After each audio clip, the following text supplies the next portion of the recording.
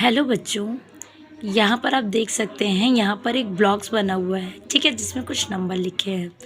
तो हमें उन नंबर को नहीं देखना है। आप यहाँ देख सकते हैं लिखा हुआ है in the given blocks the number in each row and column add up to 34। ठीक है, मतलब यह नंबर रो में आप जाइए या फिर कॉलम में जाइए, आपका एडिशन जो होना चाहिए वो कितना होना चाहिए 34। ओके, क्लियर है।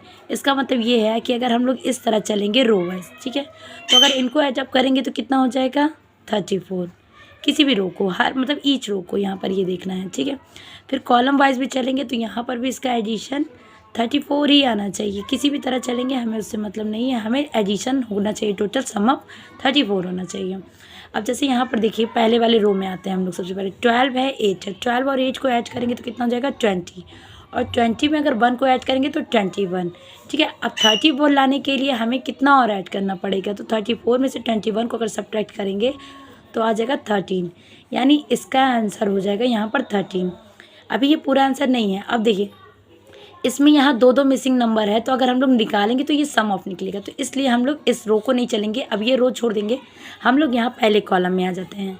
अब कॉलम में देखिए यहाँ 15 है और 4 है, 15 और 4 हो गया 19, 19 और 1 आपका हो जाएगा 20, 20 हो गया 34 चाहिए, यानी मिसिंग कितना है आपका, मिसिंग है 14 का ही।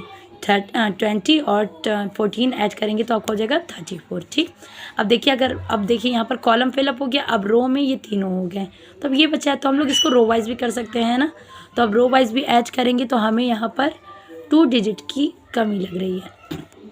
जैसे 11 और 14 मिला के ऐड करेंगे तो 25, 25 और 7 मिला के हो जाएगा 32, तो 2 यहाँ पर कम है। ठीक है, अब यहाँ पर भी अगर देखिए कॉलम वाइज अगर हम लोग चलेंगे तो यहाँ क्या है, 2 मिसिंग है ना, तो हम लोग इसे नहीं फाइंड आउट कर पाएंगे। ठीक है, इसे भी चलेंगे तो यहाँ भी नहीं फाइंड आउट कर पाएंगे। लेकिन अगर यहाँ देखा जाए इस कॉलम में और इस कॉलम में, तो इन दोनों में एक एक नंबर मिसिंग है, यानी यहाँ हम लोग फाइंड आउट कर सकते हैं कि वो कौन सा नंबर है।